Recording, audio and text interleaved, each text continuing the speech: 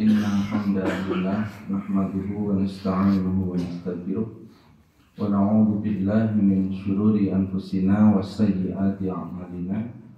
Man yahdihillahu fala mudilla lahu wa man yudlil fala hadiya lahu. Asyhadu an la ilaha illallah wahdahu la syarika lahu wa asyhadu anna Muhammadan abduhu wa rasuluhu alladzi la nabiyya ba'dahu. Amma ba'du.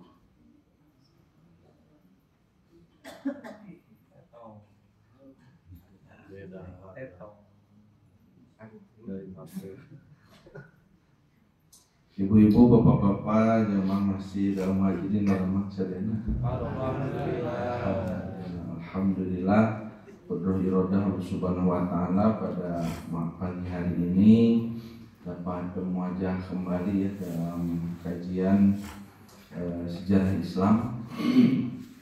1 bulan sekali kita bertemu. Pada kesempatan ini kita masih membahas sejarah Islam periode Khulafaur Rasyidin, yaitu akhir masa kekhalifahan Sayyidina Utsman bin Affan. Tidak bisa ditampilkan sementara ini, saya kira baterainya penuh ternyata habis. Mudah-mudahan ada yang cocok casannya. Sekarang saya coba sampaikan akhir masa kekhalifahan Utsman bin Affan ya. Jadi Bapak Ibu sekalian, Utsman bin Affan itu menjadi khalifah dalam masa Khulafaur Rasyidin itu selama 12 tahun masa khalifahnya.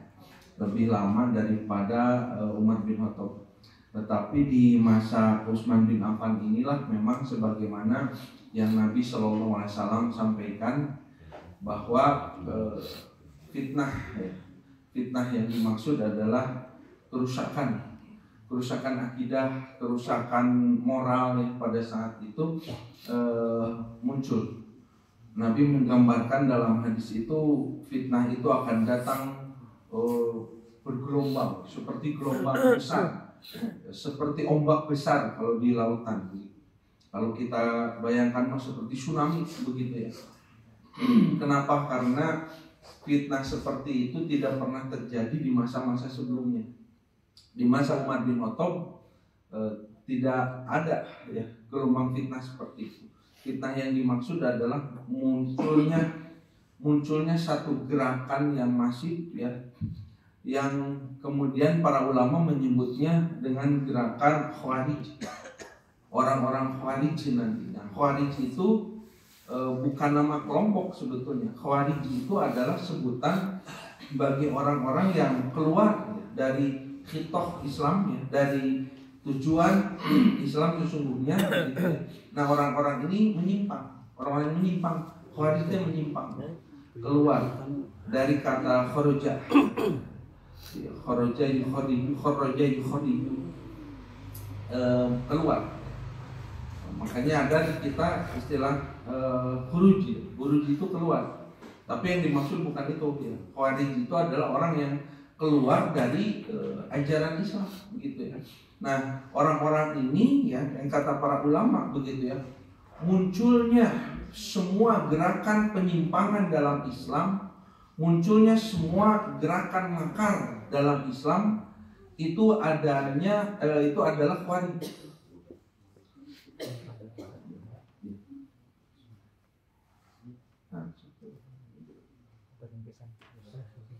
Nah, semua gerakan menyimpang dalam Islam berakar dari Khawarij. Jadi bahkan termasuk Syiah gitu ya. Nanti munculnya Syiah, munculnya gerakan apapun ya yang menyimpang dalam Islam itu berakar dari Khawarij. Di masa Umar bin Khattab Khawarij itu tidak muncul. Kenapa? Mereka masih takut gitu, takut terhadap kepemimpinan Umar bin Khattab.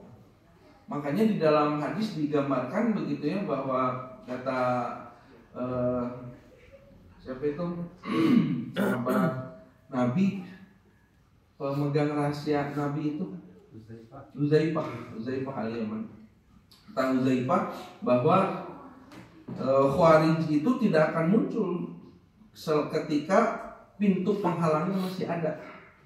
Nah, ketika ditanya pintu penghalangnya itu siapa, nah, Uzaifah menyampaikan pintu penghalangnya adalah Umar. Jadi ketika Umar masih ada, tidak muncul. Nah, ketika Umar bin Khattab sudah tidak ada, kemudian menjadi Khalifah Utsman bin Affan, muncul, tapi muncul di akhir-akhir kekhalifahan Utsman bin Affan. Mereka muncul bukan dari bangsa Arab, bukan dari Madinah, bukan dari Mekah. Mereka muncul dari negeri yang jauh, ya, yaitu Mesir, kemudian Kufah, Basra itu Irak. Nah, makanya kan nanti akar dari Syiah gitu ya, itu dari Kufah, dari Irak. Tapi kenapa sekarang menjadi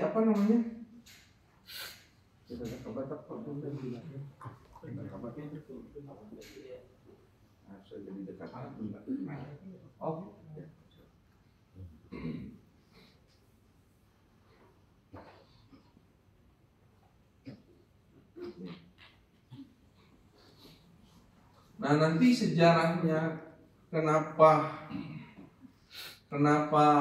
Islam Syiah itu banyaknya di Iran ya. Nanti perjalanan panjang selama kurang lebih 500 tahun ya, masa daulah Umayyah, daulah Abbasiyah, daulah Umayyah 90 tahunan. Kemudian daulah Abbasiyah 500 tahun. Perjalanan panjang itu memunculkan gerakan-gerakan yang menyimpang. Salah satunya adalah Syiah. Bentar ya, saya tuliskan dulu.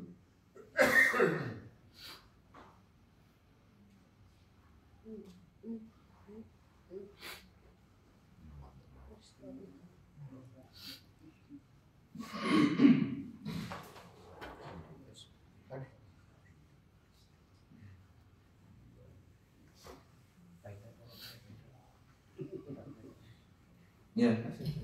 Nah, jadi gerakan ini memang satu gerakan yang unsur-unsurnya itu adalah bukan agama, tapi politik. Bapak Ibu ya, nanti kita akan baca sejarahnya bahwa Syiah saja muncul itu bukan karena urusan perbedaan ritual ibadah gitu ya, tetapi munculnya karena gerakan politik. Ya, mereka ketidaksukaan mereka terhadap kebijakan Islam pada itu di masa Ali bin Abi Thalib gitu. Nanti di masa Ali bin Abi Thalib. Tapi di masa Umar bin Khattab, Utsman bin Affan, munculnya gerakan Khawarij dari Mesir dan juga Irak. Mesir dan Irak. Nah, kenapa muncul gerakan ini? Gerakan pengacau begitu ya. Karena mereka itu satu ya, adalah orang-orang yang baru masuk Islam dan belum memiliki pemahaman yang lurus terhadap ajaran Islam. Mereka hanya menganggap kehadiran Islam di Mesir, di Irak begitu ya, hanya sebagai sebuah penguasaan wilayah saja. Jadi wilayah ini dulu dikuasai oleh Romawi, sekarang yang memimpinnya adalah Islam begitu ya. Nah, jadi hanya urusan politik, sehingga ketika mereka tidak berbicara tentang agama sebetulnya ya, mereka berbicara tentang ini mendapat keuntungan ke kebagian itu sebenarnya ya. Dalam perpolitikan kan gitu banyak kebagian mun teu kabagian kurang ributkeun gitu. Mun kabagian mah jeung anu sok ributnya kita nu teu kabagian apa. Nah, makanya orang-orang ini kemudian melakukan sebuah makar begitu ya. Nah, dari Mesir ya. Dari Mesir, orang-orang Mesir pada saat itu pemimpinnya adalah Abdullah bin Sa'ad bin Abi Syarah, itu gubernurnya. Nah, jadi pada saat itu ada namanya Abdullah bin Sabah. Abdullah bin Sabah, nah ini akar atau otak dari anarkisme namanya. Otaknya Tadalana ini Abdullah bin Sabah begitu. Dia menghasut orang-orang terutama di Mesir, menggerakkan orang-orang di Mesir sampai kurang lebih sekitar 2.000 orang untuk pergi kemana? Pergi ke Madinah menemui khalifah. Dari Mesir jauh-jauh gitu pergi ke Madinah menemui Utsman bin Affan untuk menyampaikan beberapa tuntutan. Ya. Dan dia juga menghasut orang-orang Irak, orang-orang Kufah, orang-orang Basra dihasut untuk sama menemui Utsman bin Affan. Nah, nanti ada beberapa tuntutan yang saya sampaikan ini. Jadi untuk apa? Untuk kepentingan duniawi begitu. Nah, dari beberapa riwayat ya, ini memang berbeda-beda para ulama mengatakan bahwa 2.000 orang dari Mesir, 2.000 orang dari Kufah, 2.000 orang dari Basra. Nah, ada yang mengatakan 2.000 orang itu gabungan seluruhnya.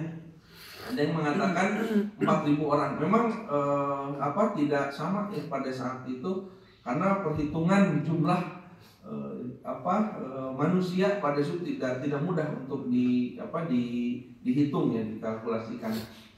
Hanya kurang lebih sekitar 4.000 orang pada saat itu. Kenapa ada para ulama menyimpulkan bahwa yang datang dari Mesir, Kufah, Basra itu sampai ke Madinah sekitar 4.000 orang karena Madinah zaman dulu ya Bapak Ibu, Madinah zaman dulu itu penduduk Madinah itu ya, utuh penduduk Madinah itu adalah sekitar kurang lebih 3.000 orang.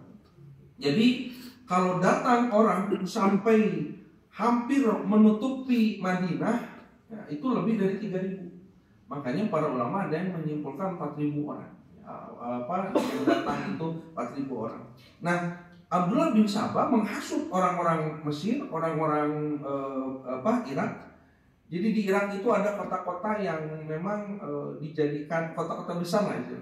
Kufah ya. Kufah itu salah satu kota di Irak yang nanti dijadikan oleh ibu kota Islam pasca Utsman bin Affan. Ali bin Abi Thalib memindahkan ibu kota dari Madinah ke Kufah, ke Irak. Terus nanti ada Basra. Nanti apalagi nanti masa Daulah Abbasiyah di Baghdad gitu. Baghdad itu menjadi pusat pemerintahan, pusat peradaban dunia pada itu. Jadi Irak itu jadi pusat peradaban pada saat itu. Nah, gerakan-gerakan makar munculnya juga di Irak begitu. Nah, jadi sekitar 4.000 orang ya pada saat itu. Dari Mesir berangkat, dari Kufah berangkat, dari Basra berangkat. Yang lebih dulu sampai itu orang Mesir lebih dulu sampai. Nah, mereka itu bukan mereka ya, jadi otak-otak atau dalang di balik itu semua orang-orang Khawarij yang dipimpin oleh Abdullah bin Sabah. Ini memang banyak namanya Abdullah, tapi Abdullah teh jadi ismu la tughayyiru haqaiq. Nama itu kadang tidak menunjukkan satu sifat asli dari orangnya gitu. Engkau namanya Abdullah ya gitu. Tapi kelakuannya jadi Abdullah gitu ya. Kenapa kadang nama itu begitu? Engkau namanya teh Pak Soleh tapi masih di ayah gitu imanya jadi Mas Soleh. Ayah bus ginian hari tama di Cicahem ada zaman dulu saya masih kecil bus selamat judul nanti. Ada pas kasusul bos kerja kusur kan di sawah gitu tanya. Jadi teh selamat kan jadi teh sesuai dengan anak gitu tanya. Jadi nama itu adalah sebuah harapan, ya, sebuah cita-cita bagi yang memberi nama begitu ya. Tapi kadang tidak sesuai dengan harapan begitu ya nama itu.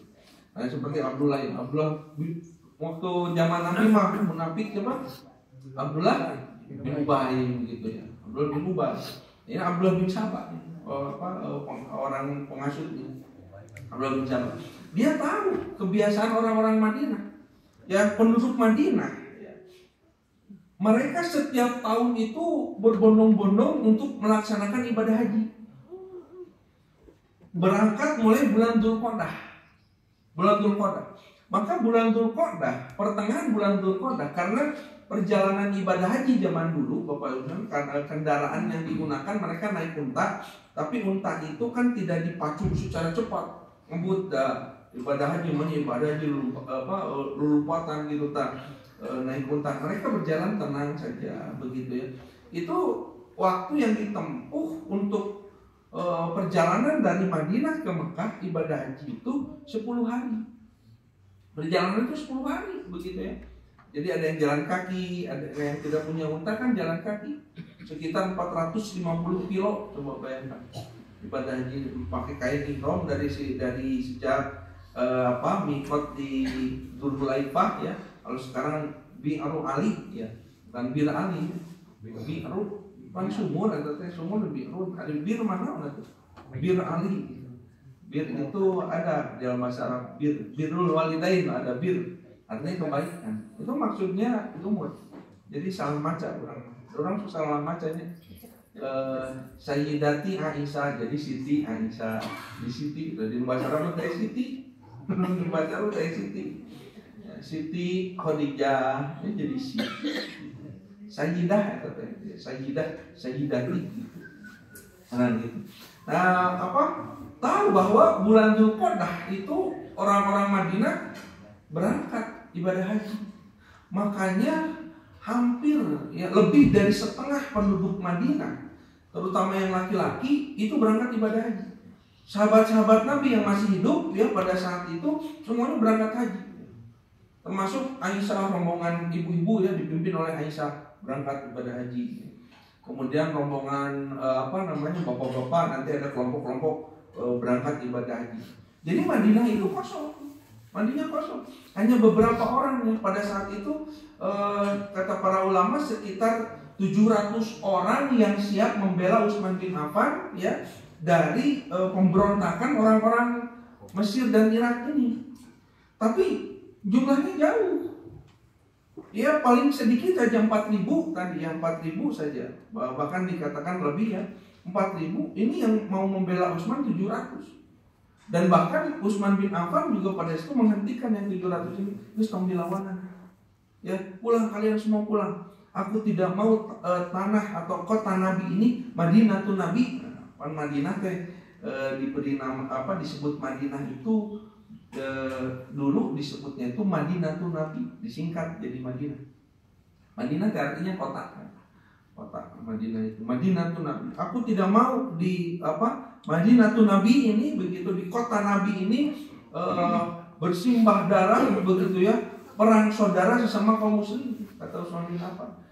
Kajian kenalah antepkeun, pulang kalian pulang begitu. Orang-orang yang mau membela Utsman bin Affan. Itu orang-orang yang mau membela Utsman bin Affan itu satu yang dipimpin oleh dua putranya Ali bin Abi Thalib, Hasan Hussein ada, kemudian putranya Umar bin Khattab, Ibnu Umar, Abdul bin Umar, kemudian Ibnu Abbas begitu ya. Ini orang-orang yang orang-orang ada yang di sekeliling Utsman bin Affan. Kata mereka, wahai Utsman, kita kumpulkan kekuatan yang ada saja begitu ya. Karena yang lain sudah berangkat ibadah haji begitu. Yang ada saja. Utsman pulang semua. Bahkan ada budak-budak ya, mantan hamba sahaya yang pernah dibebaskan oleh Utsman bin Affan. Karena Utsman bin Affan itu membebaskan hamba sahaya ratusan orang berdatangan. Wahai Utsman, kami siap dengan darah kami membela begitu. Bahkan yang masih menjadi hamba sahaya juga pada itu sama. Kata Utsman bin Affan, siapa di antara kalian yang masih terikat ke hamba sahayaan begitu hamba sahaya, maka aku akan merdekakan kalian jika kalian pulang. Jadi ini menunjukkan bahwa Utsman bin Affan tidak mau melakukan dua perlawanan terhadap orang-orang Khawarij, orang-orang yang berdemo. Jadi begini Pak ya, ceritanya begini.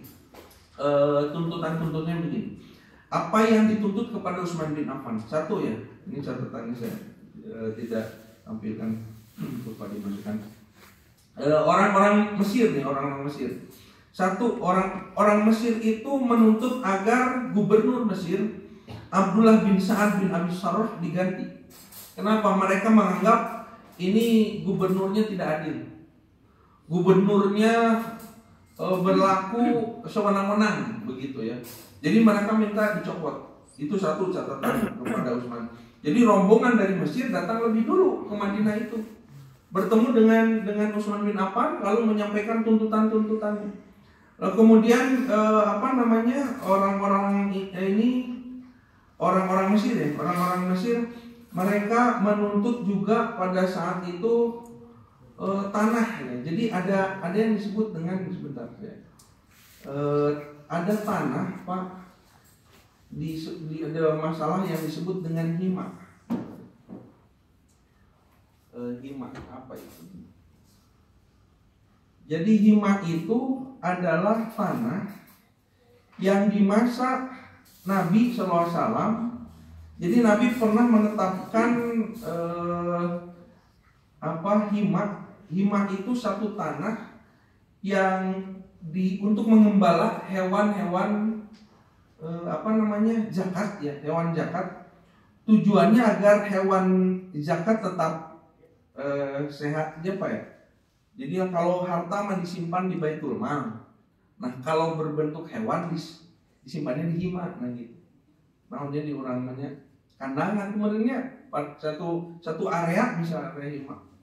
Nah sehingga orang-orang bisa mengambil manfaat dari tanah itu.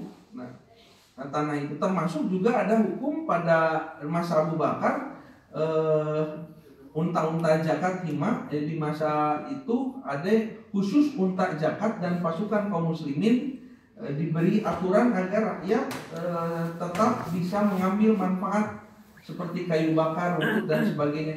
Jadi tanah bebas lah, tanah bebas. Nah di Mesir itu diberlakukan hima ya. Nah pada saat itu ketika hima diberlakukan di masa Utsman bin Affan diperluas begitu, sehingga ada masalah lah pokoknya mah sengketa tanah. Nah orang-orang ini menuntut sengketa tanah, diakuisisi lah begitu oleh kita tanah pemerintah begitu. Nah orang-orang di situ mengatakan ingin menempati tempat itu. Nah di orang mikir tanah pemerintah ditempatan ku ya itu terjadi parasangan rumah-rumah. Terus kan pas mau dipakai bakal digusur, ribut teman gitu. Saya pengalaman waktu beberapa bulan yang lalu di Garut tuh ya, ada rumah-rumah ya, rumah-rumah tetangga ibu saya gitu. Rumahnya itu menempati tanah milik PTKI itu kan ketika mau membangun lagi stasiunnya di situ. Itu kan pemerintah ya teh. Erek dibangun deui. Ya sudah dibangun rumahnya sudah bagus-bagus rumah permanen. Jadi membangun bangunan atau rumah di tanah milik pemerintah. Kan jadi ribut ya teh. Minta ganti ke pemerintah. Kan kita mau tanah pemerintah. Jadi terjadi ramai. Nah, demo lah gitu. Nah, dulu di Mesir begitu. Ini tanah hima, tanah milik pemerintah lah begitu. Dibangun. Nah, ketika ada perluasan tanah hima begitu ya, tanah pengelolaan hewan-hewan zakat dan sebagainya, nah, orang-orang ini protes begitu kan. Jadi gitulah kepentingan politik yang ada di Mesir. Datang kepada Utsman bin Affan ingin gubernurnya diganti, terus ingin kebijakan tentang himah begitu, pengelolaan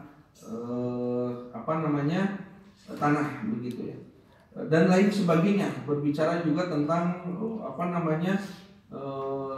mengurangi tunjangan untuk rakyat lah gitu ya, dan lain sebagainya. Begitupun dari Kufah ya, dari Kufah menuntut gubernur Kufah juga dicopot. Jadi ingin mengganti kegubernuran dengan cara datang kepada khalifah, ganti gubernur. Nah pada saat itu di Kufah nama gubernurnya Al-Walid bin Uqbah. Gubernur Kufah ini dicopot. Kenapa? Karena gubernur Kufah begitu dianggap dia suka minum minuman keras. Gubernur suka minum gubernur. Juga sama gubernur Basra Abdullah bin Amr minta dicopot ya. Karena apa? Karena rakyat pada itu menilai bahwa gubernur Basra ya, yaitu Abdullah bin Amr menyalahgunakan kekuasaan, tidak adil, dan juga mengutamakan keluarga khalifah pada saat. Nah, tuntutan itu sampai kepada Utsman bin Affan. Oleh Utsman bin Affan, ya, kata Utsman, ya akan aku lakukan. Isu cina orang semua tuntutan kita penuhi, ngarang balik tak begitu ya, yang 4.000 orang. Jadi Bapak Ibu selama beberapa hari orang-orang itu mengepung rumahnya Utsman bin Affan, demo lah. Mereka berdemonstrasi, menyampaikan tuntutan-tuntutan urusan politik, juga mempertanyakan tentang keagamaan Utsman bin Affan. Ada Utsman bin Affan teh benar teh cenah agama nah gitu. Memikirnya gitu. Nanti saya tamatkan yang tadi. Ini tuntutan berikutnya Bapak Ibu kaitan dengan Utsman bin Affan itu. Kaitan dengan keagamaan Utsman bin Affan. Nanti sedikit-sedikit aja. Nah ini contoh nih. Satu cenah. Ari Utsman bin Affan itu benar tuh cenah itu teh ngebelakan Nabi begitu. Kenapa? Kenapa dia tidak ikut perang Badar begitu. Jadi ini kan orang-orang Mesir yang hidup jauh dari Madinah, jauh setelah masa Nabi. Tapi diisukan bahwa Utsman bin Affan ini tidak loyal terhadap Islam. Utsman bin Affan itu pemimpin yang nepotisme, pokoknya keburukan-keburukan. Jadi 4.000 orang ini datang ke Madinah dalam keadaan pokoknya mereka ketika mendengar Utsman bin Affan igid pokoknya gitu, tanpa tahu sebetulnya Utsman bin Affan itu seperti apa. Nah tentang ini saja sampai diperkarakan. Kenapa Utsman tidak ikut perang Badar? Begitu. Perang Badar. Bapak Ibu masih ingat perang Badar? Satu-satunya sahabat yang tidak ikut, sahabat Nabi yang terdekat begitu, sahabat utama Nabi yang tidak ikut perang Badar memang Utsman bin Affan. Memang Sayyidina Utsman bin Affan tidak ikut perang. Tapi kenapa tidak ikut perang? Bukan tidak memiliki loyalitas, bukan tidak mau berjihad ya. Nah, ini dijawab nanti oleh Ibnu Abbas dan Ibnu Umar sebagai juru bicara. Jadi gini, Utsman bin Affan tuh, aduh, cenah bisi salah ngomong Utsman bin Affan. Karena Utsman bin Affan itu beda dengan Umar bin Khattab. Kalau Umar bin Khattab itu seorang orator ya, Bapak Ibu. Jadi punya gaya komunikasi yang hebat lah. Mun pidato Umar bin Khattab mah mampu kalau pidato begitu ya, mampu menyedot perhatian luar biasa. Kenapa? Karena ucapannya yang hebat gitu, lamun ceramah teh gitu lah. Tapi kalau Utsman bin Affan mah tipe nate namanya lamun teh bahasa Sunda malapah gedang lah gitu. Jeung laun gitu ceramah teh, kalau ceramah teh kalem gitu tah. Ada Umar bin Khattab kan menggubu-gubu sampai orang itu wah gitu tah. Ada Utsman bin Affan, makanya kata Utsman bisi nu diterangkeun teh teh salah ngomong atau kumaha, makanya mengutus juru bicara. Nah, seorang presiden atau seorang pemimpin yang yang secara bahasa ya komunikasi kurang kompeten biasanya kan suka punya juru bicara untuk mewakili berbicara. Nah, salah satunya Utsman bin Affan juga begitu. Kata Utsman, Ibnu Abbas dan Ibnu Umar ditunjuk pada saat itu sebagai seorang para pemuda pada saat itu yang memiliki kapasitas keilmuan luar biasa. Ibnu Abbas dan Ibnu Umar. Ibnu Abbas itu ahli tafsir paling utama di masa itu Ibnu Abbas. Ibnu Umar adalah ahli hadis. Ibnu Umar dua-duanya pemuda-pemuda hebat begitu ya. Dengan gaya komunikasi yang hebat. Sok cenah pangkat itu ngajawabkeun apa sih yang mereka tuntut begitu. Nah, selain urusan tadi ya, urusan gubernur, urusan apa? Nah, urusan ini. Kenapa Utsman bin Affan tidak ikut perang Badar? Dia tidak loyal dan sebagainya. Dijawab pada itu oleh Ibnu Abbas, jangan pengen. Tong karang ribut kata Ibnu Abbas. Ya, saya di bejaan sini. Kenapa Utsman tidak ikut perang Badar? Kalian orang-orang Mesir, orang-orang Kufah, orang-orang Basrah ya, kalian tidak pernah tahu apa yang terjadi di perang Badar. Kalian tidak pernah menyaksikan perang Badar, kalian tidak berada di tempat ini, apa yang terjadi? Ini di bejaan kata Ibnu Abbas bahwa Utsman bin Affan tidak ikut perang Badar karena Nabi yang melarangnya.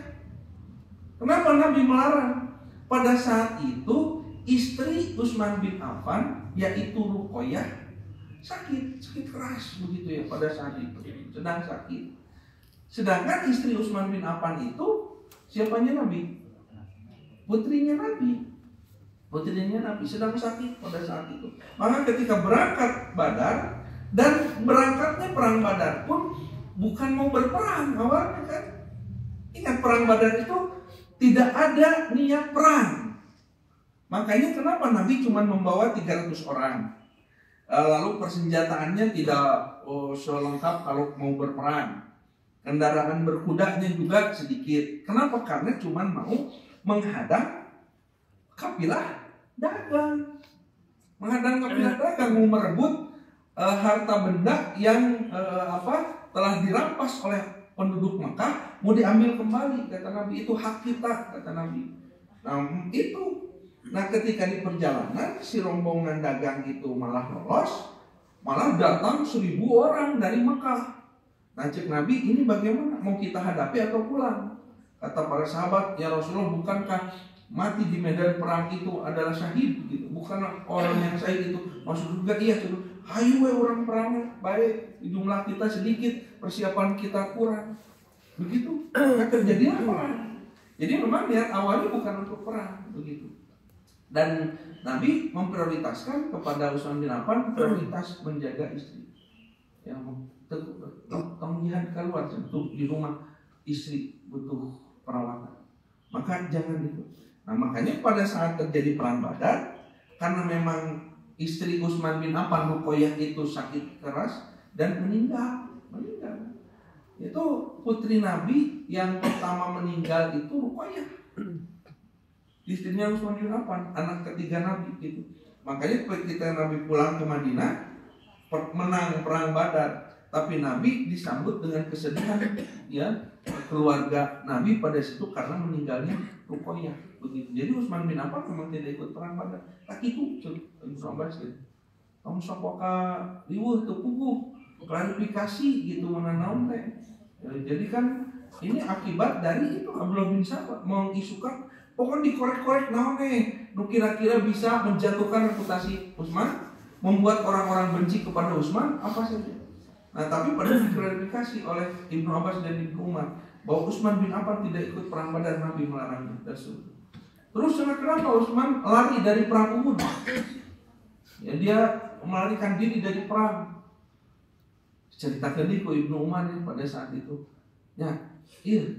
Perang Uhud teh cenanya kondisi di mana kaum muslimin pada saat itu porak-poranda, dikepung dari depan dari belakang. Di saat ini ya, waktu para pemanah gini ya di perang Uhud mereka turun, itu kan pasukan Khalid bin Walid, pasukan berkuda 200 orang pada saat itu menyerbu dari belakang. Di depan pasukan Quraisy ya, pada situ kembali lagi 2000 orang begitu ya. Jadi dikepung kaum muslimin porak-poranda sampai apalagi ketika diteriakan bahwa Nabi SAW meninggal ya. Muhammad mati oleh orang-orang Quraisy itu. Maka pada saat itu panik. Terjadi kepanikan, pasukan dikepung, jumlahnya sedikit ya. Kemudian mereka formasinya sudah kacau, terus diisukan Nabi meninggal, mereka semua berhamburan. Banyak yang memang kembali ke Madinah, gitu ya, lari ke Madinah, termasuk Utsman bin Affan pada saat itu karena melihat kondisi harus mundur. Utsman bin Affan mundur, walaupun memang ternyata Nabi masih hidup dan Nabi masih ada di medan perang begitu. Utsman pada saat itu mundur begitu ya, karena memang pasukan pada saat itu dianggap memang harus mundur begitu. Tapi ternyata Nabi masih ada. Nah, tapi setelah itu kan kemudian bersatu lagi begitu untuk menghimpun kekuatan. Nah, jadi itu cina kondisi perang Uhud. Terus kenapa Utsman tidak ikut Bai'atul Ridwan? Bai'atul Ridwan itu sumpah setia seluruh kaum muslimin untuk membela Nabi begitu ya, sampai mati begitu. Kenapa Utsman tidak ada di situ di Bai'atul Ridwan? Ya. Nama-nama yang ada di Bai'atul Ridwan ini kenapa Utsman tidak ada? Dengarti cenah Ibnu Umar saya dengarti. Justru Bai'atul Ridwan itu ya janji setia, sumpah setia sampai mati ya kepada Nabi itu justru untuk membela Utsman. Ya, Bapak Ibu kalau masih ingat Bayatul Ridwan itu jadi gini, Nabi itu mau berangkat ibadah haji pada tahun ke-6 Hijriah. Nabi kan mau berangkat ibadah haji. Ibadah haji gagal ya apa? Gagal ibadah haji. Jadi jangan hanya kita, Nabi kan pernah gagal haji. Itu tahun ke-6 itu pulang lagi Nabi itu. Sampai berhasil Nabi berangkat ibadah haji 4 tahun berikutnya, tahun ke-10. Gagal ibadah haji Nabi. Nah, awal mula Nabi mau berangkat ibadah haji pada masa kondisi di mana kaum musyrikin Quraisy itu masih orang-orang musyrik, belum ditaklukkan. Nanti kan tahun ke-8 ditaklukkan oleh Nabi dengan peristiwa Fathul Makkah. Nah, sebelum itu terjadi, orang-orang Quraisy masih kuat lah begitu. Makanya dihadang nanti sampai kembali lagi tidak boleh berangkat haji. Terjadilah perjanjian Hudaybiyah. Nah, sebelum itu Nabi itu mengutus Utsman bin Affan. Utsman ya karena kenapa Utsman? Satu, Utsman itu orang yang dihormati di Mekah. Seorang kaya raya begitu, seorang bangsawan di Mekah. Makanya dulu ketika Nabi masih ada di Mekah dengan para sahabat, banyak sahabat-sahabat yang disiksa, diintimidasi ya di Mekah itu. Utsman bin Affan tidak. Kenapa? Seorang bangsawan walaupun masuk Islam. Nah, makanya Nabi mengutus Utsman ke sana begitu, sampaikan kepada penduduk Mekah bahwa kaum muslimin ya Nabi dengan kaum muslimin pada tahun ini mau haji dan tidak berniat perang. Itu setelah terjadi perang perang Badar, perang Uhud, perang Khandaq, itu pertempuran dengan kaum muslimin. Tahun ini malah naik perang, mah naik ibadah haji, sampaikan kepada penduduk Mekah, kami datang tidak bersenjata, pakai kain ihram mau ibadah haji tahun ini. Tapi sampaikan dulu itu ya bisa disangkana rek perang gitu kan. Maka Utsman datang ke sana. Begitu Utsman datang ke sana, begitu ya, menyampaikan bahwa Nabi mau ibadah haji. Utsman bin Affan malah ditangkap. Pas Nabi datang yuk ke gedungna ka dieu gitu ya. Ditangkap lalu ditawan di sebuah rumah ya milik orang Quraisy, ditawan. Nah, ketika ditawan, beredar kabar tageuningan hoax di baheula geus aya nya. Kan bukan nyebarna kumaha kitu tah. Ari aya meureun tinggal mencet kitu tah. Ari-ari teh mah duka kumaha sampai terdengar di telinga Nabi pada saat itu orang-orang menyampaikan kabar tentang bahwa Utsman bin Affan dibunuh. Padahal itu teh Utsman bin Affan dibunuh oleh orang Quraisy. Nabi merasa bahwa mengutus Utsman, terus Utsman dibunuh dan tidak ada kabar dari malaikat Jibril. Nah, kadang malaikat Jibril teh bejanulahnya dari itu kadang aya Nabi kadang kan malaikat kalau ada apa-apa malaikat Jibril turun bejaan gitu tah. Kita kieu. Nah, di tamat teu ngabejaan eta malaikat Jibril ngantep gitu tah ngantep, makanya Nabi pun berprasangka Utsman memang dibunuh.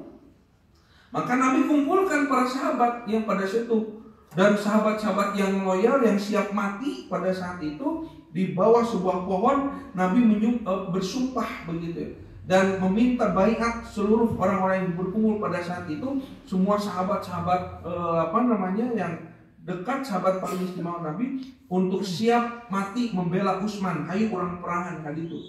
Jadi ibadah haji tidak jadi orang perang kan itu. Perang sampai mati begitu. Maka orang-orang menjabat tangan Rasul, ya Rasul kami siap mati membela siapa? Utsman bin Affan begitu. Ari teh pas ngabring jalan Utsman terojol kamarana ieu cenah gitu. Kamarana gitu. Nah kini hirup ke Utsman gitu ya. Nya cenah teu aku hanya dipenjarakan beberapa waktu begitu dan kemudian dilepaskan. Jadi ketulus amanah. Nah, orang-orang ini yang tidak mengerti ini mengatakan Utsman tidak ikut Baiatul Ridwan. Itu cek Ibnu Umar tidak. Baiatul Ridwan itu sumpah setia justru untuk membela Utsman. Oh gitu cenah gitu kan. Jadi ada Jakar 4.000 orang itu. Oh gitu kan. Jadi 4.000 orang itu orang-orang yang memang gitu ya, mudah dihasut, mudah digerakkan, tidak tahu apa-apa. Lu kemarin ngan dibere sanggup sapicuk meureun di urang gitu kan ya. Mau kenapa 4.000 tanpa. Lalu bagaimana tuntutan kami tentang yang tadi perkara perkara negara yang tadi disampaikan ya, perkara negara maka Utsman bin Affan pada saat itu mengabulkan semua permintaan mereka. Semua gubernur yang ada di Kufah, di Basra, di Mesir itu semuanya dicopot oleh Utsman. Lalu Utsman menunjuk penggantinya. Kenapa? Karena kata Utsman bin Affan, memang aku sempat mendengar ya sebelumnya bahwa gubernur dia kelakuannya gitu, gubernur dia kelakuannya dicopot ya, sekaligus untuk meredam gejolak ini, demonstrasi ini. Tapi sempat dihalangi oleh Ibnu Abbas, Ibnu Umar, wahai Amirul Mukminin, wahai khalifah begitu ya, jangan engkau mencopot seorang gubernur atau satu jabatan seseorang karena sebuah tuntutan. Ya, sebuah tuntutan nanti bagaimana ke depannya begitu. Setiap rakyat tidak suka ganti demo, ganti. Kan bukan begitu caranya begitu. Lakukan dulu investigasi apa nih. Cek Utsman dia salah cenah ribut begitu. Utsman begitu ingin tong ribut tidak mau ribut. Sudah saja ditandatangani. Jadi perkara yang tadi tentang loyalitas Utsman sudah terjawab. Perkara tentang tadi pencopotan gubernur terjawab. Mereka masih bertanya lagi perkara ibadah. Cenanaha Utsman bin Affan ngaduru Quran. Quran memang dibakar di masa Utsman bin Affan, memerintahkan semua lembaran Quran yang ada di seluruh penjuru Islam pada saat itu, baik di Madinah, di Mekah, di Kufah, semua di tempat dibakar. Nah, dijawab bahwa Utsman membakar Al-Quran itu karena mau menseragamkan penulisan Al-Quran. Sudah kita bahas ya, bagaimana terjadinya kodifikasi Al-Quran lah ya. Jadi penulisan ulang Al-Quran yang kemudian Al-Quran itu disesuaikan sama penulisannya dan juga pembukuannya begitu ya, yang disimpan di Madinah. Ada 7 eksemplar ya, simpan di Madinah, di Mekah, di Kufah, Basra, diseragamkan. Jadi membakar Quran itu dalam rangka untuk menghilangkan kemadharatan terhadap Al-Quran itu sendiri, bukan menistakan Al-Quran. Dianggapkan penistaan agama lah begitu. Nah, bukan justru untuk menjaga kehormatan Al-Quran ya. Maka Utsman membakar Al-Quran. Tah ieu nu bener na ieu. Nu itu mah kan dipaseheun pan itu teh awal mula penulisan Al-Quran yang mushaf Utsman itu, mushaf Quran itu karena terjadinya perselisihan kaum muslimin. Cuk nu ieu kieu pasea hampir saling mengkafirkan. Maka kemudian dibukukan, diseragamkan Al-Quran, penulisan Al-Quran. Sudah kita bahas waktu itu. Jadi sisanya dibakar. Nah, jadi Bapak Ibu sekalian, jadi membakar Al-Quran itu boleh jika justru menjaga kehormatan Al-Quran itu sendiri. Contoh, Bapak Ibu di rumah misalnya ayat Quran terus lepet zaman dulunya, sekarang ini sarroe gitu kan. Coba mau diapakan itu? Dibaca gestara ada boga nu anyar.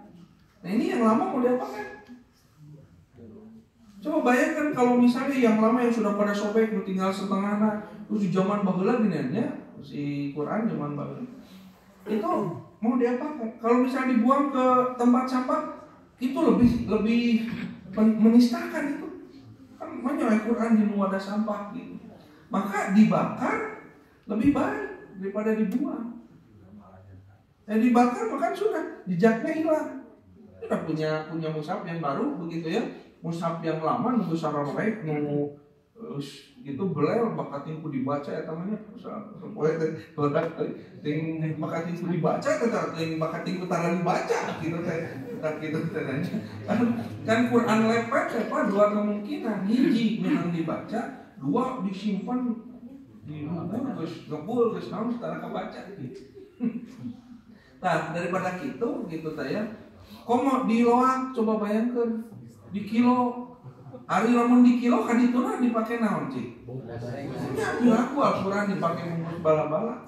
Jadi sikap yang terbaik ya menyikapi mushaf Quran yang sudah rusak atau sudah lama sudah tidak digunakan dibakar.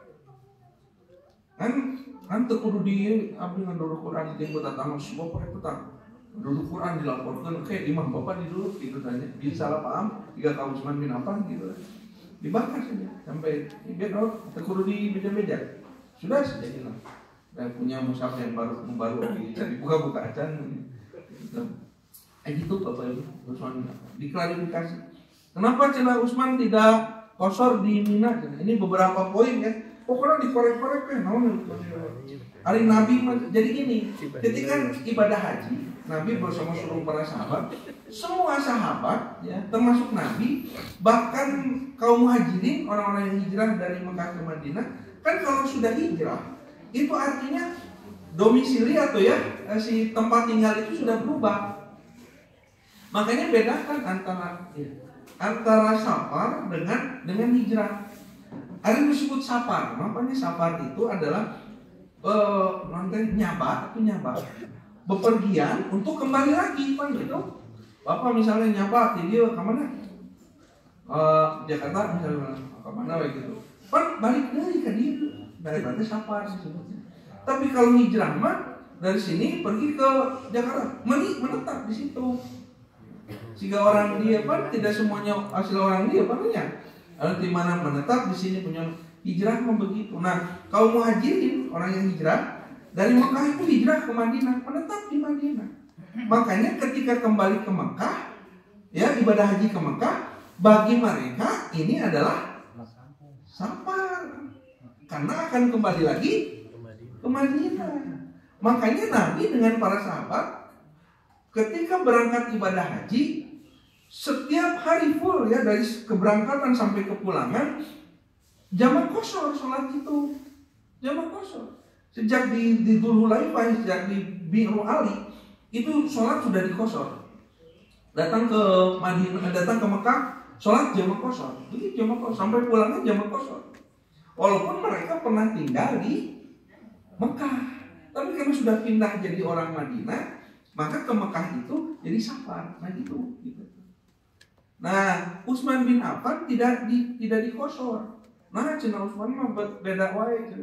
Nah, pada saat itu karena Utsman bin Affan memang memiliki tempat tinggal dua. Di Madinah iya, di Mekah iya. Dan Utsman bin Affan memang sering bukan di Mekah, itu di Mina karena sebetulnya Mina itu bukan bagian dari Mekah sebetulnya ya. Jadi di luar. Dan di Mina itu Utsman bin Affan punya tempat tinggal.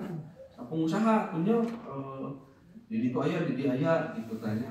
Nah, di situ maka ketika datang ke Mina Utsman tidak dikosor. Kenapa? Bagi Utsman ini mungkin. Jadi lain bukan menyalahi karena Utsman bin Affan mungkin di situ tak itu dijelaskan. Oh gitu. Nah ada dua kali kemarin sudah kita bahas. Terusnya dikorek, tapi sudah dijelaskan. Setelah dijelaskan itu, ya Bapak Ibu sekalian, maka dan permintaan yang dipenuhi, mereka merasa puas. Oh nyatu segitu mah, udahlah kita pulang, semua pulang. Tapi siapa yang pada tidak suka kepulangan orang-orang ini? Ya orang-orang Khawarij ya. Orang-orang memang awalnya juga berangkat itu bukan sekedar menuntut ini mah hanya sekedar apa ya bahan saja, bahan demo gitu. Bahan demo tuntutannya ini tujuan yang paling utamanya apa? Menggulingkan kekhalifahan Utsman bin Affan. Kita bawa si gayu nanti meureun gitu kan. Demo iya padahal di balik itu ada sebuah rencana besar begitu. Meureun gitu nya eta apal urang mah meureun gitu ada sebuah rencana besar begitu. Nah, orang-orang Khawarij itu begitu. Jadi kumaha ya agar bisa menggerakkan 4.000 orang. Bejakeun yuk gitu ta. Padahal sebetulnya hanya ingin membuat sebuah kekuatan untuk menggulingkan kekuasaan pada situ. Untuk menjatuhkan Utsman bin Affan. Makanya ketika pertanyaan-pertanyaan pada demonstrasi ini dijawab ya oleh Utsman bin Affan dengan para sahabat yang ada pada saat itu dan juga tuntutannya dipenuhi, orang-orang anu polos yang mereka berangkat karena tuntutan dan karena pertanyaan itu terjawab, oh ya sudah berarti beres. Tapi iya si dalang di balik gerakan ini mereka tidak merasa puas. Kenapa mereka pulang begitu. Makanya Abdullah bin Sabah ketika orang-orang ini kemudian pulang baru keluar dari Madinah, dikejar Abdullah bin Sabah. Hei jemaah, kenapa kalian pulang begitu? Bukankah kita banyak yang dituntut? Mereka mengatakan bahwa ya tuntutan kita sudah terjawab semua. Ya kalau sudah terjawab, apalagi kita pulang? Wah kalian jangan begitu ya, bahaya begitu ya. Jadi kenapa pulang begitu? Nah mereka tetap pulang, berpikir Abdullah bin Sabah cara balik ke Indonesia. Apa yang dilakukan? Nah, melakukan sebuah kebohongan besar. Jadi ditulis surat, ya, suratnya isinya adalah seolah-olah surat dari Utsman bin Affan. Dibuat surat seolah-olah surat dari Utsman bin Affan, dan entah bagaimana mendapatkan stempelnya tak kumaha menang tak Abdullah bin Sabah dan konco-konconya gitu, orang-orang Khawarij sini. Jadi isi suratnya itu bahwa Utsman bin Affan sebagai khalifah begitu ya, telah didatangi oleh rombongan orang-orang yang para orang-orang yang makar begitu, orang-orang yang mau melakukan pemberontakan.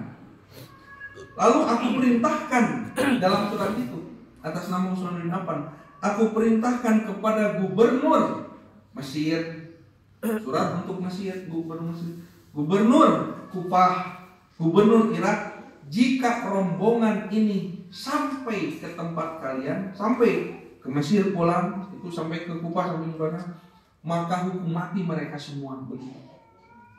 Hukum mati mereka semua. Itu isi suratnya Utsman bin Affan stempel. Nah dibawa lalu kemudian dibawa oleh seorang utusan dari Madinah lupa. Dia utusan eta teh mun nyamanya gitu dan mau ngaliwatkeun rombongan eta. Kalau betul surat itu dari Utsman, itu benar rahasia ini. Jangan ngaliwat kadinya. Punten nyeri ngalangkung cenah. Di mana dia cenah? Abdi tidur di Madinah cenah. Ka mana? Ka Mesir. Sarua lagi ke Mesir. Nah, lalu orang-orang Khawarij yang ada di sana, wah, kadang tewakela, bisi naon gitu. Ditangkap akhirnya orang itu, padahal balad nangkene gitu. Ditangkap, dibuka, dia bawa surat. Buka suratnya apa coba? Surat Utsman ya kepada gubernur, apabila rombongan ini sampai, hukum mati semuanya. Atuh ngamuk atuh. Wah, itu benar Utsman bin Affan. Bohong cenah tadi teh. Jawaban demo teh tadi ya, itu jawaban dusta begitu. Wah, cenah bohong Utsman bohong. Akhirnya apa? Kembali lagi. Tertulis pulang. Mereka semakin muncul, semakin apa? Membesar kebencian mereka terhadap Utsman bin Affan. Makanya nanti ada orang yang kemudian dilaknat ya. Nanti saya kisahkan lagi. Dia itu sampai melakukan apa ya? Kekejaman lahnya. Jadi Utsman bin Affan nanti setelah meninggal Pak, setelah demo ini beliau dibacok, beliau ditusuk, beliau ditenang sampai meninggal. Setelah meninggal ada orang yang sengaja datang ke situ membuka kain kafannya Utsman lalu menampar-nampari Utsman udah meninggal dan ditusuk-tusuk begitu ya dengan besi pada saat. Nah orangnya nanti dilaknat dan para sahabat yang apa hidup di masa Daulah Umayyah, di masa Muawiyah menyaksikan pengakuan orang itu. Jadi si tangannya mengeras begitu, kakinya mengeras, tapi hidup dan tidak bisa mati begitu. Nanti ada kisahnya itu. Jadi itu menunjukkan orang-orang itu benci terhadap Utsman, benci terhadap sesuatu yang tidak dikerjakan oleh Utsman. Kenapa? Karena kebodohan mereka atas berita yang sampai kepada mereka begitu ya, dan membuat mereka benci tadi. Makanya pulang gitu ya, wah Utsman cenah begitu, coba gitu tak. Dia itu pura-pura saja kemarin mengabulkan permintaan kita, menjawab ini dan itu, ternyata bohong, balik lagi. Siapa lebih sabar pelakunya. Makanya demonstran itu kembali lagi ke Madinah ya, dikepung rumah Utsman bin Affan 4.000 orang. Nah pada saat itu ya para sahabat yang sudah begitu, bahkan Ali bin Abi Thalib juga pada situ ada. Kata Ali kepada putranya Hasan bin Husain, Sen, itu mungkinnya. Ayahna pokoknya kalian jangan keluar dari rumahnya Utsman, dari rumahnya Khalifah. Jaga Khalifah dengan nyawa kalian begitu. Kata Ali bin Abi Thalib pada situ. Dan sahabat-sahabat yang ada bersama, pokoknya ini kedatangan lagi rombongan ini sudah tidak bisa dibendung dengan omongan begitu. Iya sudah bahaya begitu. Nah makanya ketika rombongan ini datang sampai nggak gedor-gedor pagar lah, mendurang kubur-kubur pagar, wah ini sudah akan terjadi chaos lah begitu. Maka pada situ berkumpul orang-orang yang mau membela Utsman bin Affan. Kita 700 orang, yang jumlahnya memang lebih sedikit daripada 4.000 pada itu. Tapi ketika disampaikan kepada Utsman, wahai Utsman begitu ya Khalifah, di luar orang-orang yang kemarin kembali lagi, dan mereka sepertinya sudah tidak bisa dihentikan dengannya penjelasan. Ia mah sudah anarkis lah begitu. Kata Utsman bin Affan, sudah dia masih antek cek Utsman mungkin ini sudah sebagaimana yang Nabi sampaikan. Nah, Utsman itu juga iya meureun cek Nabi teh gitu nah. Akan datang seperti itu. Dan sahabat pada saat itu ya ada yang menyampaikan kepada Utsman bin Affan, bagaimana kalau kita minta bantuan kepada kirim utusan ke Mekah agar yang beribadah haji, para sahabat yang beribadah haji balik deh gitu untuk membela Utsman. Dan kirimkan juga surat kepada Muawiyah di Syam. Muawiyah itu gubernur Syam. Gubernur pada itu paling kuat ya Muawiyah pada saat itu. Jumlah pasukan yang paling banyak pada itu Muawiyah. Makanya Bapak Ibu kenapa nanti ya setelah Utsman bin Affan kemudian Ali bin Abi Thalib menjadi khalifah, kekuatan tandingannya untuk menandingi Ali bin Abi Thalib tidak ada kekuatan besar kecuali kekuatannya Muawiyah. Dan Muawiyah itu adalah keluarganya Utsman bin Affan. Keluarga Utsman bin Affan. Muawiyah itu keponakannya Utsman bin Affan. Dari keturunan kabilah Bani Umayyah. Bani Umayyah. Yang kemarin sudah saya sampaikan ya. Bani Umayyah itu adalah keturunan atau kabilah paling besar di Madinah pada di masa Nabi. Sejak zaman Nabi, zaman Abu Bakar, zaman Umar, paling banyak orang-orang hebat itu Bani Umayyah. Makanya kenapa di masa Nabi dijadikan pejabat, di masa Abu Bakar juga dijadikan pejabat, karena orang-orang pintar, orang hebat. Di masa Umar juga sama, di masa Utsman juga sama dijadikan pejabat. Hanya karena Utsman ini kerabatnya ya atau keluarga Bani Umayyah, maka tadi salah satu tuduhan terhadap Utsman melakukan nepotisme. Ya, mengangkat para pejabat atau gubernur dan sebagainya dari kalangan keluarga Utsman. Dan tiba lagi memang gitu orang-orang itu. Tapi karena Utsman bin Affan menjabat, seolah-olah Utsman bin Affan melakukan nepotisme. Nah, itu besar. Kalau besar Muawiyah bin Abi Sufyan, Muawiyah putranya Abu Sufyan. Ya Abu Sufyan itu tadi Bani Umayyah, dari Bani Umayyah, keturunan para pemimpin hebat, gitu ya. Abu Sufyan itu kan pemimpin Mekah. Punya anak namanya Muawiyah. Muawiyah jadi gubernur di Syam, nanti jadi khalifah pertama setelah Khulafaur Rasyidin. Muawiyah kirim surat kepada Muawiyah untuk meminta bantuan ini. Nah, terdengar oleh Abdullah bin Sabah, wah ini bahaya cenah. Namun keburu surat itu sampai ke Mekah, para sahabat pulang ke Madinah, keburu surat itu sampai ke Syam, pasukan dari Syam datang, habislah kita begitu. 4.000 orang itu tidak ada apa-apanya dibandingkan ratusan ribu para sahabat yang ada di luar. Ya mumpung di Mekah itu orang-orang tidak lebih dari 700 orang. Makanya Abdullah bin Sabah tidak menunggu pada saat itu lama. Terus dia menghasut orang-orang dan mulai merubuhkan pagar, mulai menghancurkan dan sebagainya. Dan ini membuat Utsman bin Affan pada saat itu merasa bahwa ini iya merenya waktunya begitu, waktunya sebagaimana yang Nabi sampaikan. Fitnah teh ayeuna cek Utsman teh. Dan Utsman juga tahu, Utsman juga sudah ngeh bahwa Nabi dulu memang pernah bersabda itu. Sekarang waktunya, makanya kata Utsman, orang-orang yang mau membela Utsman di sekeliling Utsman, pulang semuanya pulang. Hasan Husain pulang gini, pulang. Ajakan ke bapak sudah gitu. Sudahlah gitu. Tapi Hasan dan Husain tetap ada di situ. Beberapa sahabat melindungi di situ, tapi Bapak Ibu sekalian, singkat cerita, singkat cerita, pada saat itu demonstran gitu, yang anarkis begitu, lalu kemudian memporak-porandakan rumah Utsman bin Affan tanpa pengawal. Utsman bin Affan pada itu sudah membubarkan orang-orang yang mau menjaga membela Utsman. Terus aku tidak mau terjadi pertumpahan darah di sini. Pulang. Makanya orang-orang disuruh pulang ini ketika tahu kemudian Utsman terbunuh di peristiwa itu, mereka menangis dan menyesali diri. Kenapa kita tidak diam saja di situ menjaga Utsman begitu.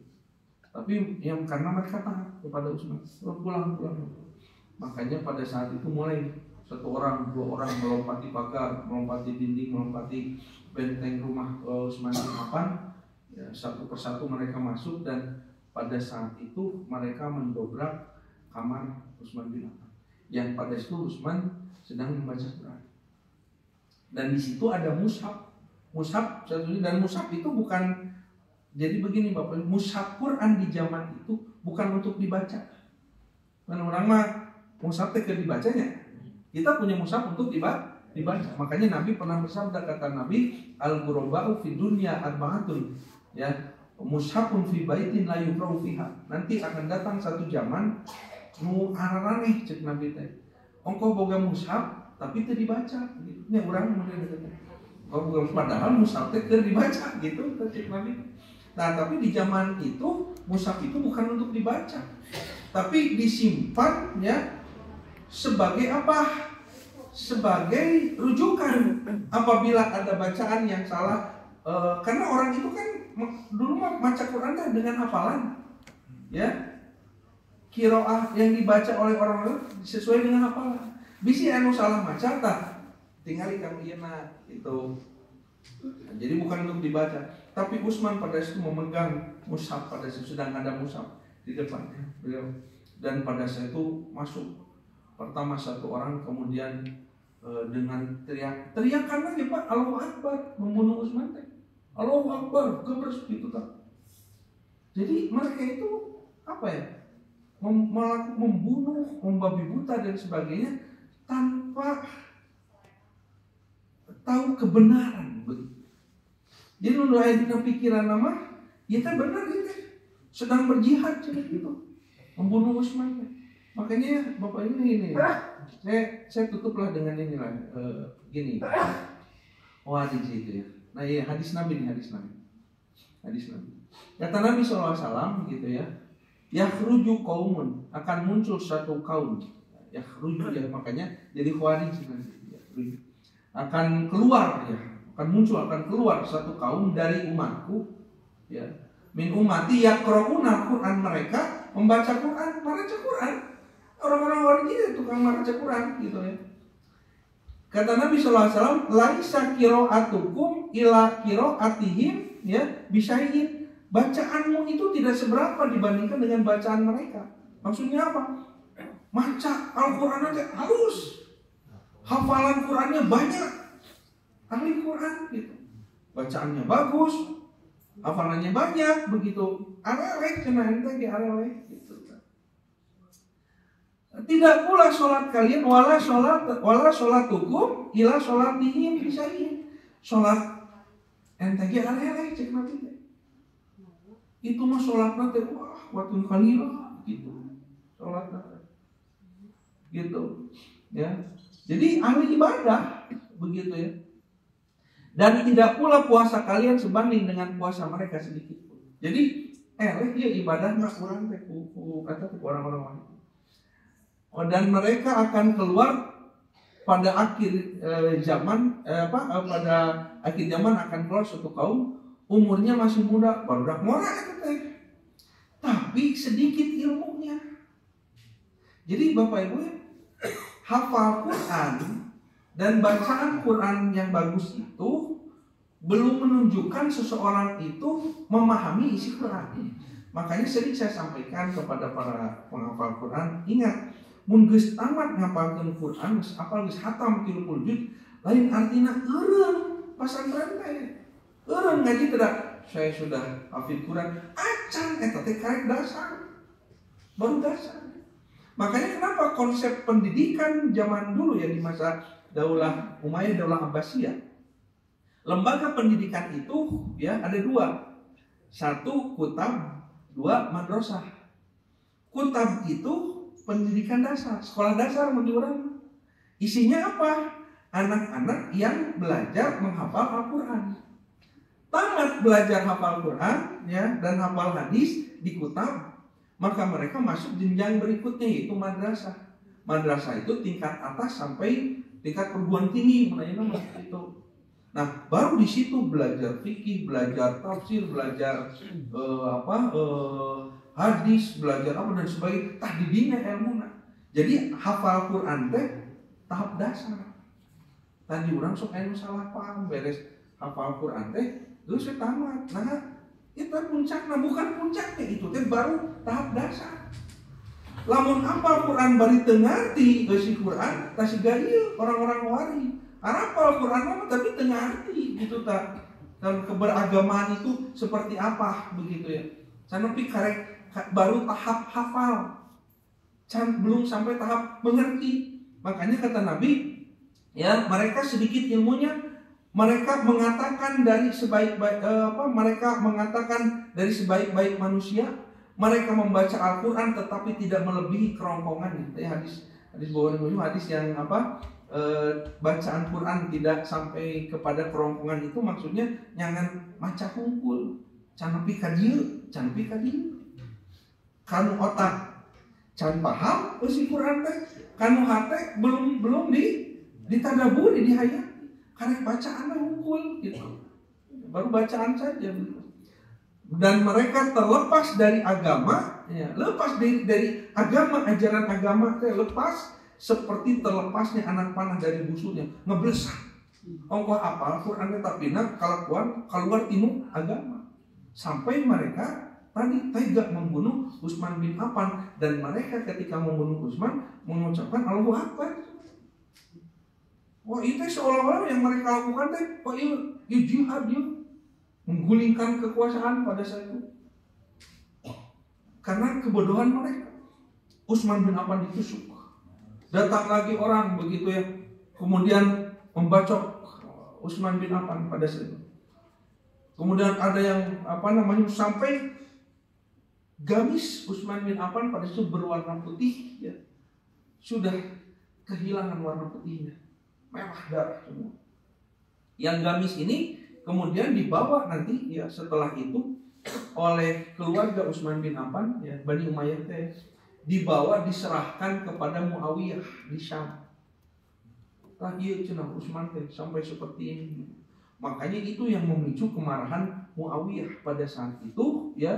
Lalu ketika Utsman bin Affan meninggal, Ali bin Abi Thalib menjadi khalifah, maka gamis ini yang dibawa kepada Ali, wahai Ali ya, kata Muawiyah begitu dalam suratnya utusan Muawiyah, wahai Ali, segera tuntaskan kasus pembunuhan Utsman bin Affan.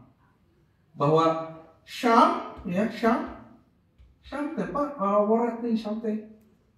Dan sekarang konflik teh kan di Syam ya.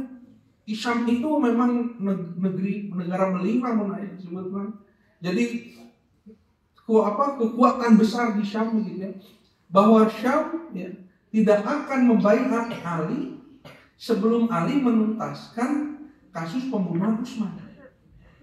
Tapi ijtihadnya Ali pada saat itu kepada Muawiyah, tong kitu cenah cek Ali teh sok baiat heula begitu ya kepada khalifah sebelum melakukan sebuah permintaan.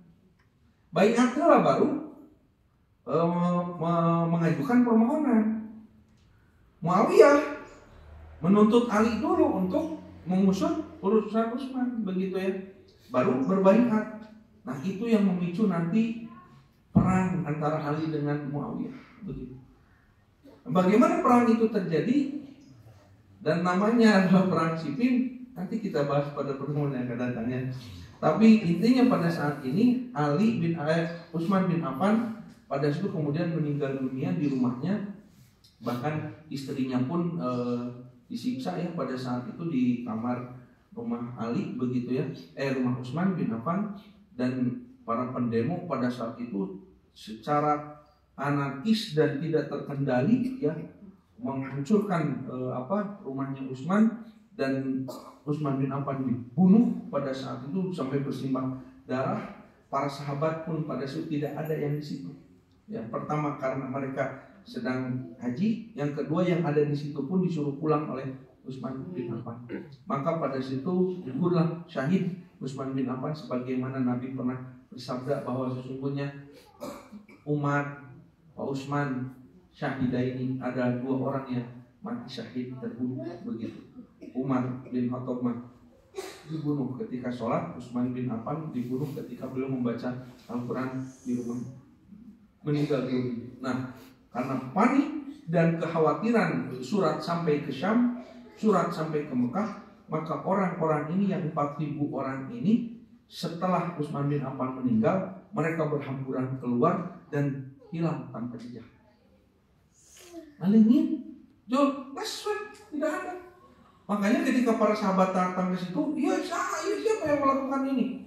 Sampai Aisyah ketika mendengar kabar itu, sungguh begitu ya, peristiwa terbunuhnya Utsman ini adalah satu kebiadaban yang besar begitu, yang harus diusut begitu. Makanya nanti Aisyah memimpin perang Jamal, disebut perang Jamal, naik ke unta untuk menuntut pembunuhan terhadap Utsman dan sebagainya. Nah, apa yang terjadi? Hilang 4.000 kamaran. Makanya ketika dilakukan penyelidikan, jadi investigasi besar-besaran pada itu dicari, tidak ditemukan secara individu siapa yang membunuh Utsman bin Affan. Bedanya dengan Umar bin Khattab, Umar bin Khattab ditusuk ya dari belakang oleh siapa? Abu Lu'lu'ah Fairuz gitu ya, orang Persia, tertangkap langsung. Tertangkap dan dia bunuh diri ya ketika ditangkap karena membunuh Umar bin Khattab, dia bunuh. Tapi pembunuh Utsman bin Affan sampai ya masa Ali, masa Muawiyah dan sebagainya, tidak ada seorang pun yang ditangkap. Kenapa? Yang membunuhnya siapa itu tidak secara individu tidak diketahui. Makanya ini yang menyebabkan konflik ya. Kenapa Muawiyah berperang dengan Ali bin Abi Thalib? Karena memang Ali bin Abi Thalib itu kesulitan menangkap pembunuh Utsman bin Affan. Ali Muawiyah kudu katewak cenah eta teh saha. Ali kesulitan menangkap. Maka sampai Ali memindahkan ibu kota dari Madinah ke Kufah. Kekhawatiran Ali Madinah menjadi tempat ya seperti itu, pembunuhan para sahabat. Pindah ke Kufah. Nah, bahkan Muawiyah terakhir ya, Muawiyah sendiri ketika berhasil menjadi khalifah, Ali bin Abi Thalib mundur dari kekhalifahannya, kalau presiden terakhir. Muawiyah pada saat itu bahkan sampai meninggalnya beliau baru menyadari ya, sebelum meninggalnya menyadari bahwa pantesan kenapa Ali tidak pernah bisa menangkap pembunuh Utsman bin Affan. Geningan saya mimpin ya, Muawiyah itu memimpin lebih dari 10 tahun. Kata Muawiyah, aku memimpin saja sampai sekarang aku tidak bisa menemukan siapa pembunuh Utsman. Sulit. Kenapa? Karena dilakukan secara bersamaan. Itu aya CCTV, tak eta masalah. Aya CCTV, jeung aya rekam jejak digital. Pan saha nu kamari ngamejaan gitu ta. Ayo abringkeun cenah kitu nya. Orang jarah cenah gitu pan kaparangi. Hari zaman harita teu aya CCTV, teu aya jejak digital. Leungit pak gitu susah. Memang mereka tahu ini rombongan dari Mesir, siapa-siapa tokoh-tokohnya, tapi tidak bisa dibuktikan bahwa tokoh-tokoh ini yang membunuh. Ya, dalang-dalang ini yang membunuh. Tidak bisa dibuktikan, makanya tidak bisa ditangkap. Nah, keruwetan itulah awal mula dari masa fitnah yang terjadi selanjutnya. Maka Bapak Ibu sekalian, pada pembahasan selanjutnya kita akan temukan nanti peristiwa-peristiwa memilukan yang kemudian menjadi peristiwa berdarah, begitu ya. Peristiwa berdarah terus menerus ya, puluhan ribu kaum muslimin ya meninggal, dan bukan karena perang dengan orang kafir, tetapi sesama kaum muslimin dengan kaum muslimin. Sampai nanti peristiwa terakhirnya sampai peristiwa Karbala, dipenggalnya Hasan bin Ali, putranya Hasan, dan itu memunculkan gerakan baru ya, Syiah. Dulu dari Khawarij kan muncul lagi, dan sejak saat itu sudah rungkan menjadi. Jadi Islam mengalami sebuah kemunduran. Kenapa? Tapi nanti muncul lagi kebangkitan Islam. Bangkitan Islam ya. 200 sampai 300 tahun berikutnya muncul kebangkitan Islam pada masa Daulah Abbasiyah, dan itu puncak keemasan Islam di dunia. Jadi begitu. Makanya ada ulama mengatakan bahwa sesungguhnya manusia itu berdiri di atas putaran roda takdir, bahwa terkadang mendapatkan kemenangan, terkadang kekalahan, kadang sukses, kadang gagal. Tahir mak itu malah ya senang terus ya. Bahkan dalam kesenangan ada kesulitan, dalam kesulitan pun ada kesenangan. Makanya kenapa di ayat Al-Qur'annya fa inna ma'al usri yusra. Kata sok diartikan setelah kesulitan inna ma'al usri, setelah kesulitan datang kemudian, bukan bersama kesulitan ada kemudian jadi baru. Artinya apa? Ya pasti ayat itu lah dari rumah. Putaran roda takdir itu seperti ya. Nah, Bapak Ibu, itu saja dulu ya yang bisa disampaikan. Mudah-mudahan bermanfaat. Insya Allah kita bahas pertemuan yang akan demikian. Aku qouli hadza, astagfirullah li wa lakum. Assalamualaikum warahmatullahi wabarakatuh.